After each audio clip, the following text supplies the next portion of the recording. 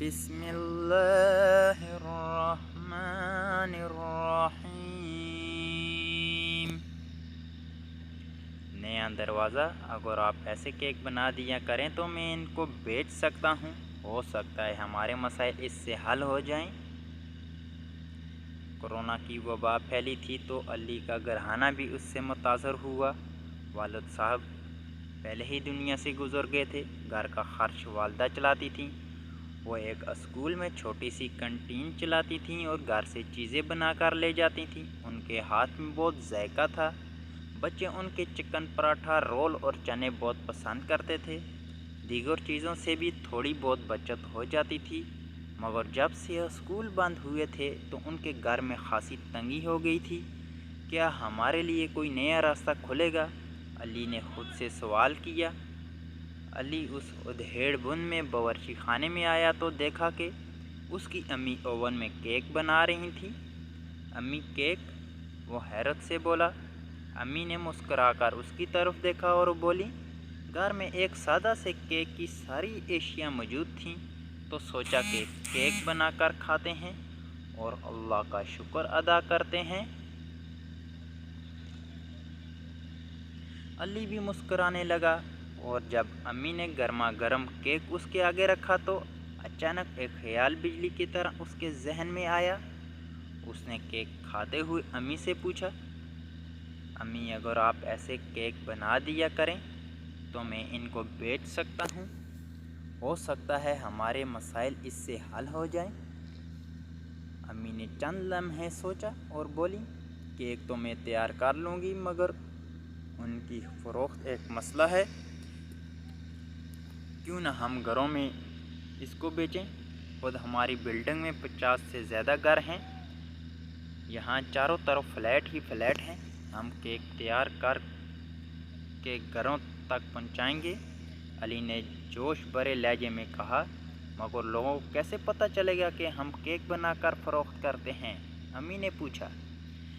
پھر سب کچھ ایک ایک کر کے ہوتا چلا گیا۔ علی نے ایک پمفلٹ تیار کیا، اس پر کیک کی تصویریں مختلف انداز سے نکلوا کر اس کی قیمت درج کر دی اور خود جا کر ایک ایک فلیٹ میں بانٹ کر آیا۔ قیمت بہت کم تھی، اور جب علی نے کیک کھایا ان کو پسند آیا، اور سب سے بڑھ کر بہت کم وقت میں گرما گرم کیک منگوانے والوں کے پاس پہنچ جاتا تھا۔ کم خرچ بالا نشین والی بات ہوئی۔ ٹیلی فون بار بار بجنے لگا۔ جتنے زیادہ آرڈر آتے علی باغم باغ پورے کرتا، جتنا وہ تھکتا اتنی ہی طمانینت محسوس کرتا۔ پہلے ہی مہینے وہ اپنی بچت کا حساب کتاب کرنے بیٹھے تو حیران رہ گئے۔ اتنی آمدنی کی توقع نہ تھی۔ نہ انہوں نے کیک کا معیار گرنے دیا اور نہ قیمت بڑھائی، بلکہ وقت گزرنے کے ساتھ ساتھ ان کا معیار بڑھتا گیا۔ دوسرے ہی مہینے علی کی والدہ نے اپنی ایک سہیلی کو اپنی مدد کے لیے رکھ دیا۔ کام بڑھا تو دور کے گھروں کے لیے ایک لڑکا رکھ لیا۔ ایک ٹی وی چینل کی خاتون ایک دن علی کے گھر پہنچی اور کہا کہ وہ علی اور اس کی والدہ کا انٹرویو کرنا چاہتی ہیں۔ جب ان کا انٹرویو نشر ہوا تو ان کی شہرت پھیل گئی۔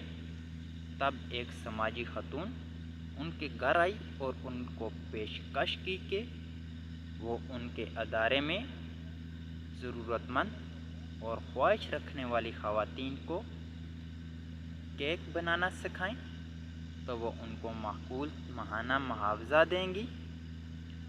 علی کی والدہ نے یہ سوچتے ہوئے حامی بھر لی کہ اس طرح دوسروں کی مدد ہو سکے گی۔ پھر وہ اس ادارے میں نہ صرف کیک بلکہ دوسرے کھانے بھی پکانا سکھانے لگی۔ کچھ عرصے کے بعد انہوں نے اپنا یوٹیوب چینل کھول لیا۔ جلد ہی چینل سے اچھی آمدنی ہونے لگی اور ان کی آمدنی پہلے سے کئی گنا بڑھ گئی۔